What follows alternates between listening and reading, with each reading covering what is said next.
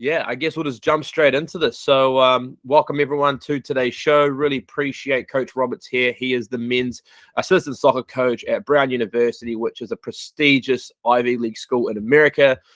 In the world, I believe Brown University, according to Times, they're ranked in the top 60 in the world and consistently inside the top 15 in the US as well. So that's not just with one department, that's the entire university, which is absolutely incredible. And I'm really excited to have Coach Roberts here today. So, yeah, Jack, how you doing, man? Good. I'm really excited to be here, Amrit.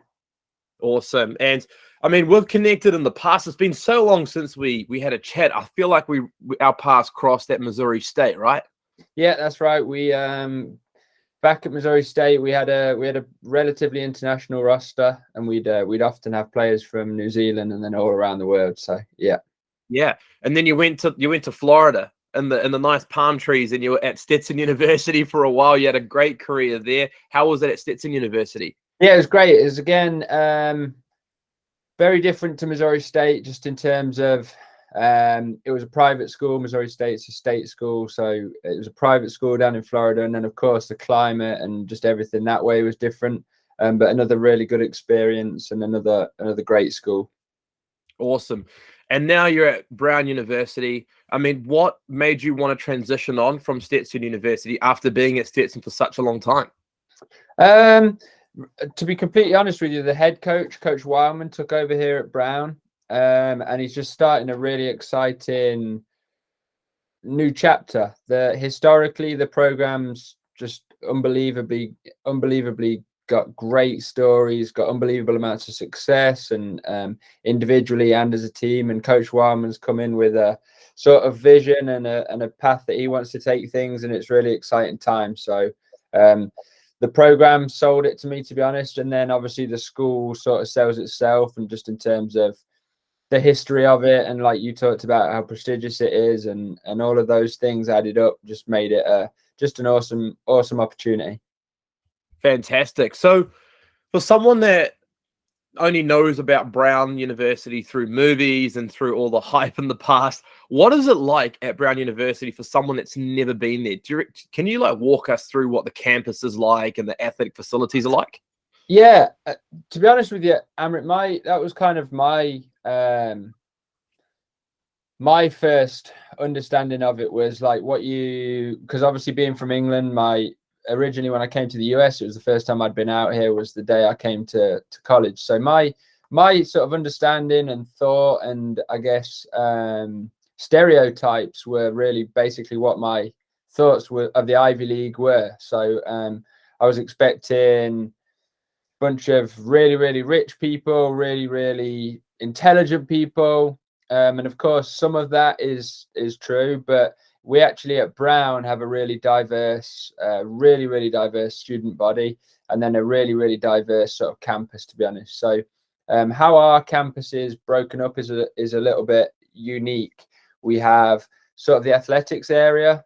Within that, we have loads of different sports. We have our stadium, lacrosse, baseball, softball, tennis, field hockey, all of these sports in one area. And then you walk through campus. So you walk across the athletics part, you see basketball, you see the football practice field, you see ice hockey, all of these things. And then you walk through this main street, which is like it's honestly like being in a city. So you walk down this street, and this street runs right through the middle of campus. It's called Daya Street, and you have like every single restaurant you could think of, cafe and all those things. It's a really urban feel on this street. And then on the other side of that street is campus itself, and like the main campus. And some of that is kind of what you'd see in films and movies. It looks a little bit like Hogwarts, like some of the buildings. That's funny you say that. Yeah, I saw a photo of Brown University this morning. I was just checking it out, and I was like, "This does give me Harry Potter vibes." Yeah, it is kind of like that. It's some of those really, obviously really, really, really nice buildings. But beautiful. Another side of it is it's got a real New England feel to it. So yeah, there are buildings, and then there's houses, and there's a bit of everything, to be honest, which is something that I like. I like cities, and I like small cities. It's a smaller city. I like cities. but I don't think it's too overwhelming in terms of like being in an absolutely massive city and also being at university. So when you're on campus, you definitely have a campus feel, but it's really, really easy to get to downtown. It's 2 minutes away, and you've got a lot of things going on. Providence is a cool place. That's awesome. And so the university is incredible. The professors must be absolutely amazing there. I mean, I've seen the alumni that's come out of your school. The list goes on. And let's shift our focus now to the athletic resources that you have there. What's your facility set up like? Is it the classic, a big building on campus where you've got your gym, your strength and conditioning, your physio, that sort of stuff? Is that how it works with you guys? So what we have is we have our own. We have a stadium that we share with lacrosse, Yep. but their season is the opposite to ours. So right now we're in season and they're sort of out of season. And then in the spring it flips around. But inside of our stadium, we have men and women soccer coaches offices on the second floor. On the third floor is lacrosse offices. On the bottom floor, you have men's soccer have their own locker room, and it's a really big one. Women's soccer have theirs. Lacrosse have theirs.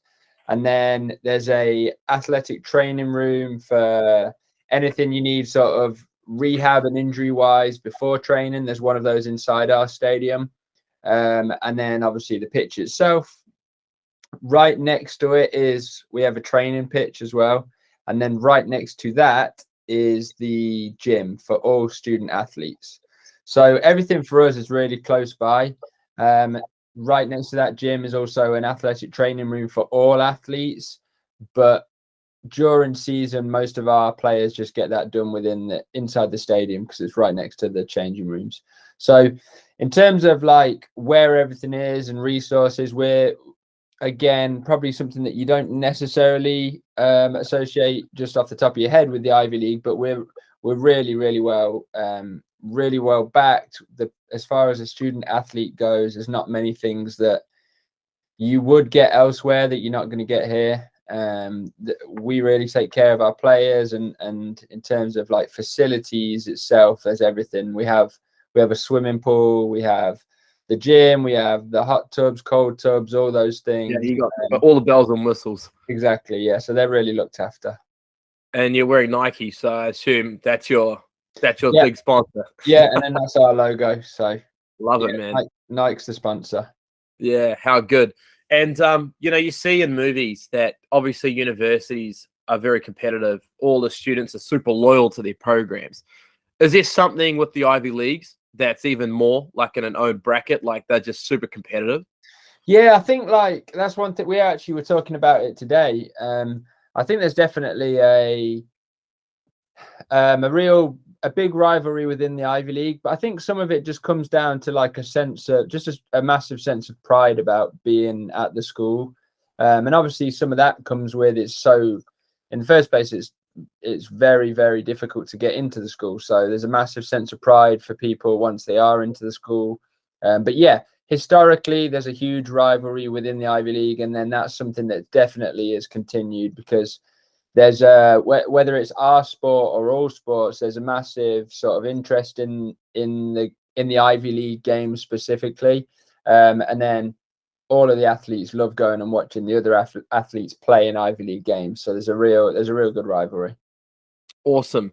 And in terms of the academic requirements, this is about out of the 30 people that responded to my Instagram story when I said that I was going to be meeting you this week, a lot of them came back to me saying, Amrit, what is the academic requirements to get into Brown University? Do I need a 4.0 GPA in high school and a 1600 SAT score in order to get in? Is that the case? So one of the things that over the last few years, so obviously with COVID, that presented the challenge of people taking tests. So I think it's become more and more common everywhere that tests are sort of test optional. That schools are test optional. Sorry. So right now for us, we are test optional, at least for this year. Moving forward, it may go back that they require tests, but right now we're test optional. So with that being the case, GPA is the most important thing.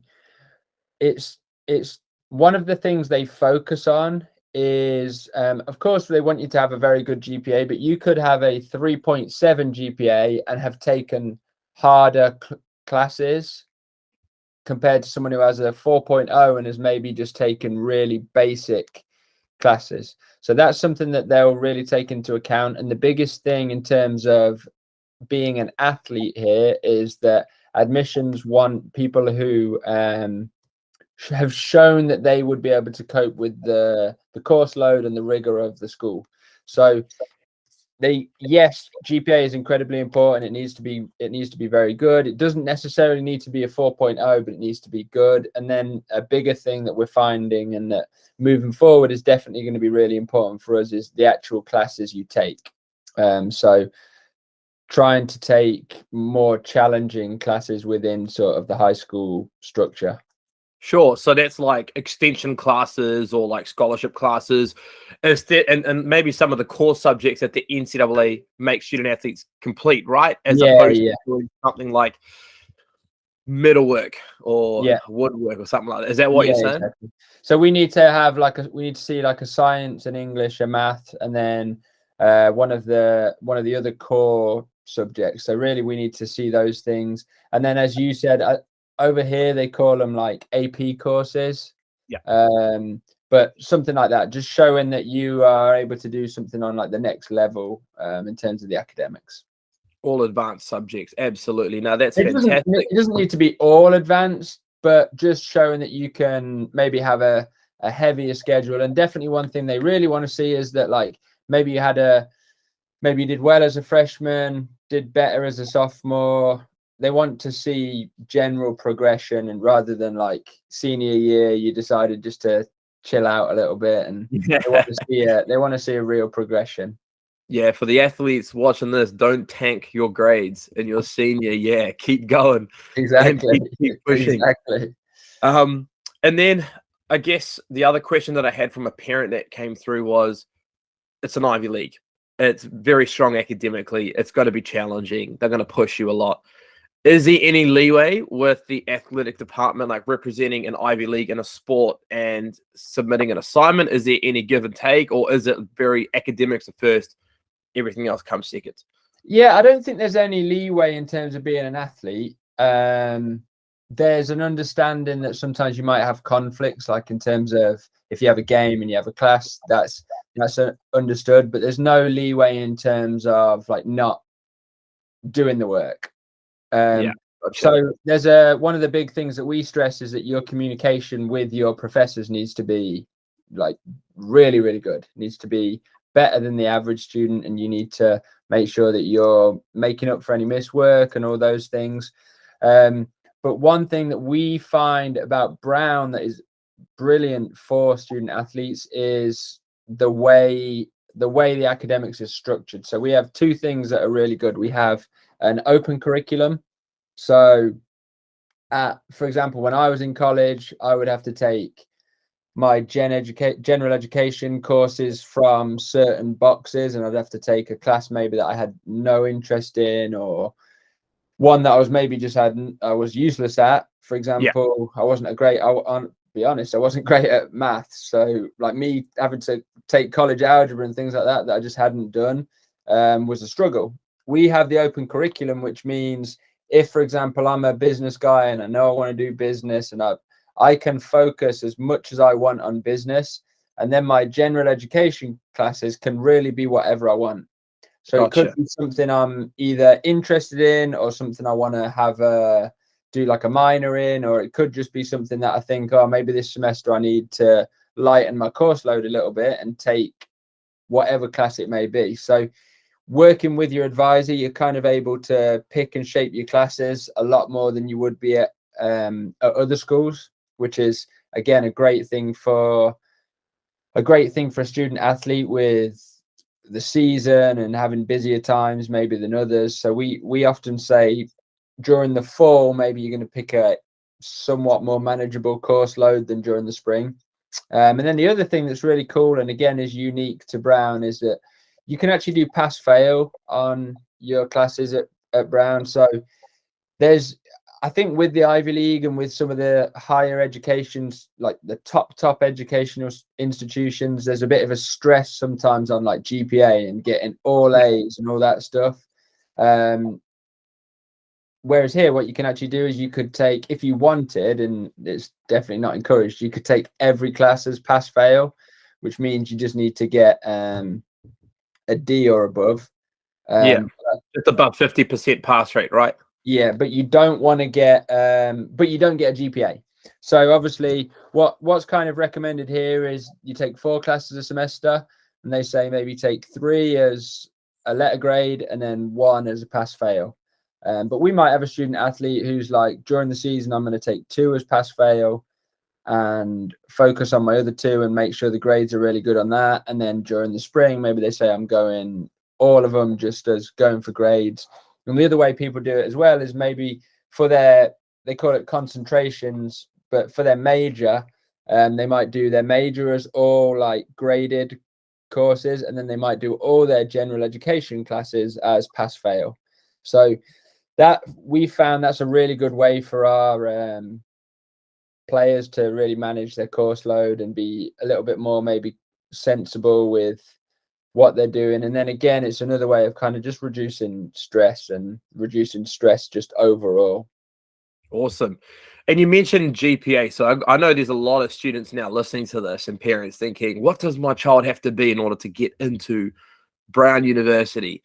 So would like a 3.5 with advanced classes in high school get someone acceptance into Brown University? Yeah, so it really depends, because what we will have is we'll have, let's say, another school, you might be able to bring in a really big freshman class. You might be able to bring in a big recruiting class. We're sort of limited in terms of the number of spots, admission spots that we have. And within that class, we have sort of an average academically that we have to hit. So it may be that we have a student that's unbelievably high academic, has great GPA. He actually has a really good test scores. And if he does have test scores and wants to use those as part of his application, that would boost him up on the scale. And then we might have someone within that recruiting class who's a little bit lower on the scale. So I think it kind of balances itself out. As you said, I think 3.5 with the right classes is probably kind of the cutoff point. But again, it depends on a lot of things. It depends on maybe the person, maybe their outside interests and some of the things they've been involved with. You often get people applying to schools who have done some amazing things academically or just outside of academics. Maybe they've done some cool things, extracurricular type things. So really it's the profile as a whole. But as far as GPA, I'd say that's probably a decent sort of cutoff point, just as like a general idea. And whilst we're on the topic of getting into Brown University, let's talk about scholarships now. Now, an Ivy League school doesn't have sports scholarships, correct? Yeah, so none of the Ivy League schools have academic or athletic scholarships, but how it's done is it's done by a financial need basis. So this will slightly differ from school to school within the Ivy League, but basically you and your family will submit a whole bunch of documents, but sort of explaining your financial situation, your background, whether that's things like properties, taxes, all those things, like over the last year or so. And what that will do is that will give you a number of financial aid that your family is able to get, is eligible for. From that, it's a yearly thing, so you have to reapply every year, but that will give you sort of a cost of attendance for you for the school for that year. So of course, like a lower income family is more likely to get higher aid. A higher income family is more likely to get less aid. And I mean, the schools within the Ivy League are all basically the same cost. It's around $80,000 a year, which is obviously a lot of money.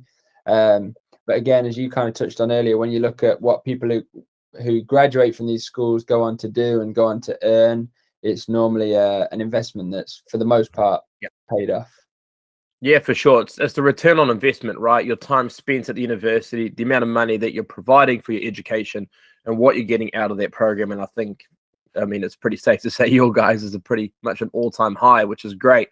But that's cool. I'm really glad that you cleared that up, because there's a lot of students talking to me saying, my friend got a full sports scholarship at Harvard. I'm like, no, they didn't.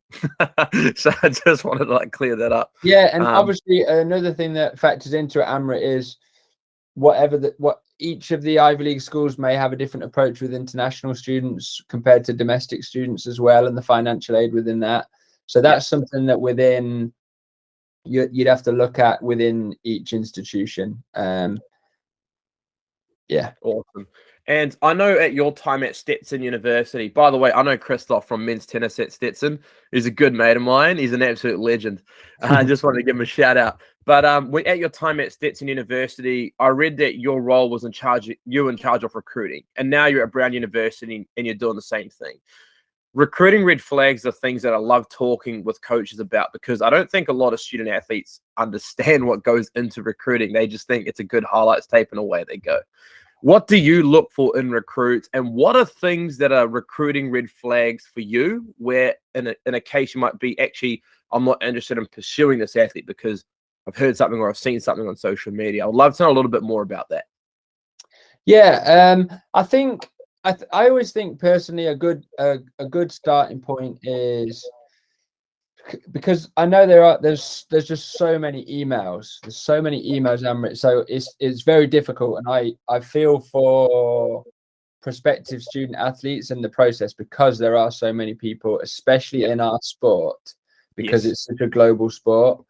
But one thing that I find is always useful, and of course, like in all walks of life, is a mutual contact or a mutual relationship. And even if it's just sort of a distant one, if for example someone were to say to me in an email, blah blah blah blah, I know Amrit Ray, immediately for me that's a name that is going to stick out, and I'm going to be a little bit more tuned into the email, and I'm at least probably going to want to pay real attention and give good feedback, because there's something mutual and someone who I know involved. So I think that's, if you do have that, that's always a good thing. In terms of emailing, I'm sure everyone has kind of heard all the things you need to put in an email in general, but I think it's very important to do a highlight thing, just to kind of show what you're about a little bit and show some of your best things at the start. But then for me, if ever I like a player, I always have to ask for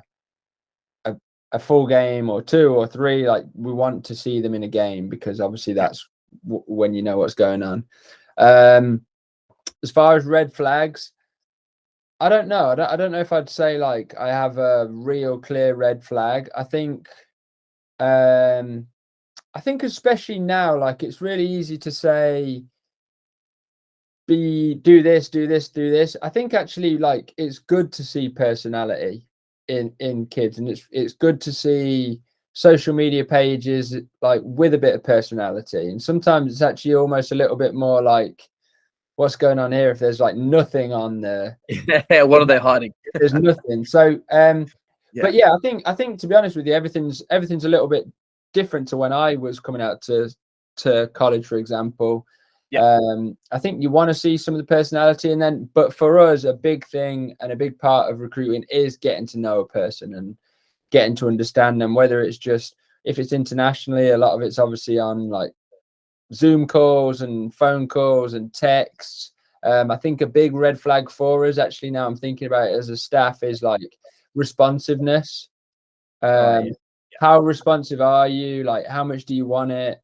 Because we are at a place that people want, you've got to even a top recruit of ours, we still want to know that they want this rather than just us wanting them.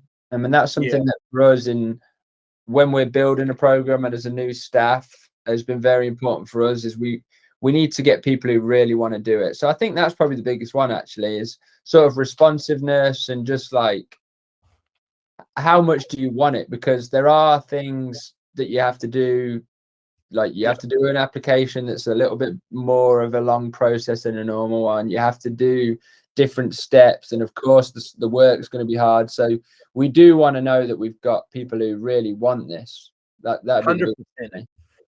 Yep, can't agree with you more. And one thing so my swimming recruiter, her name's Natasha Lloyd, All-American, went to Auburn University. Absolutely awesome role model for a lot of swimmers here in New Zealand.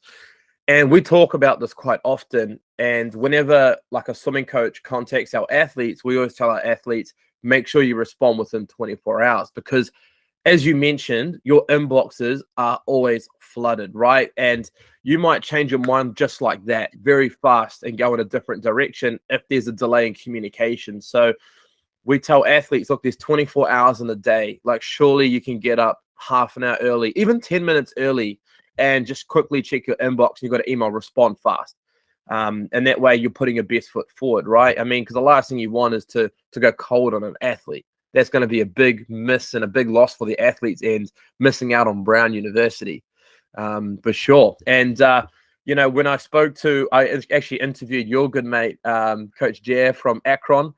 He's an absolute legend. Got to give him a shout out. He actually sent me a message that I was going to jump on a call with you, and he said, "Oh, go easy on my boy."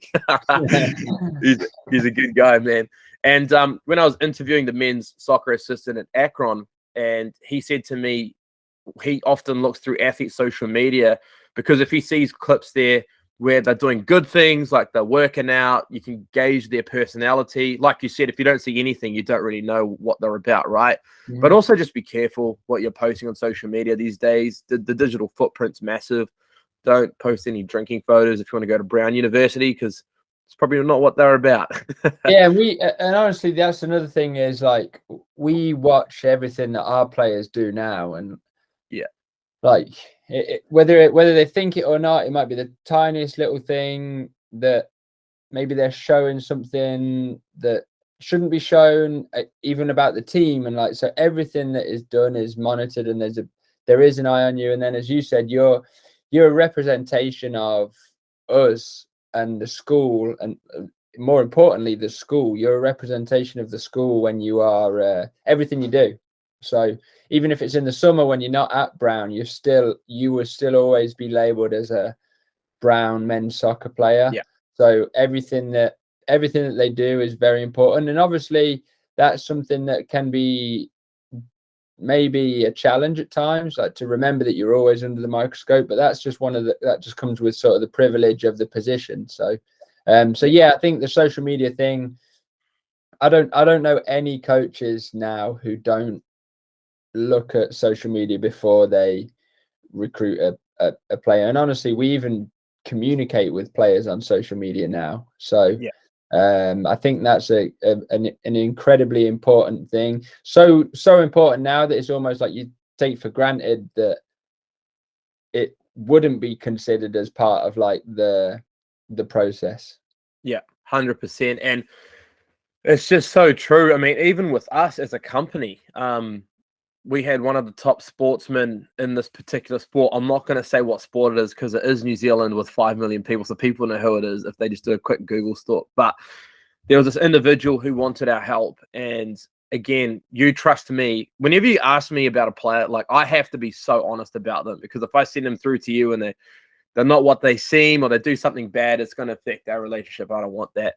And this young man, very, very talented in his sport, wanted to help, looked at his social media and just posting the silliest things. And a college coach asked me and said, "What do you think about this particular person?" And I had to be honest with them.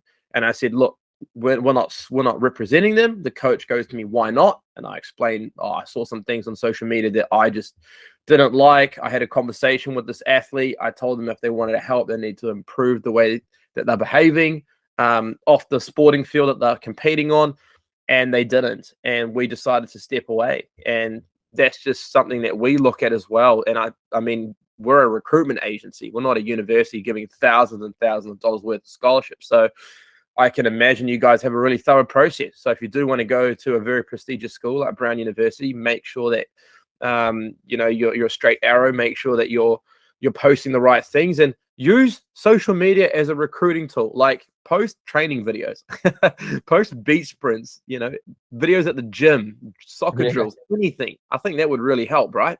Yeah. We had a player at Stetson who would always be posting videos and stuff. And it's not like that from us as a staff, we're not looking at it thinking like, oh, we have to recruit this player because of that. But it does show that like it matters and it's important to him. And that was one thing, actually, just his attitude and the way he looked after himself. That was one thing we loved about that player. So yeah, I think you can definitely you can't tell everything about someone on social media because most of the time you're going to post the good things, but it does give you it is important to portray what you're doing as in a good light and what's important to you and show all those things. So yeah, we look at it for sure. It's really important now.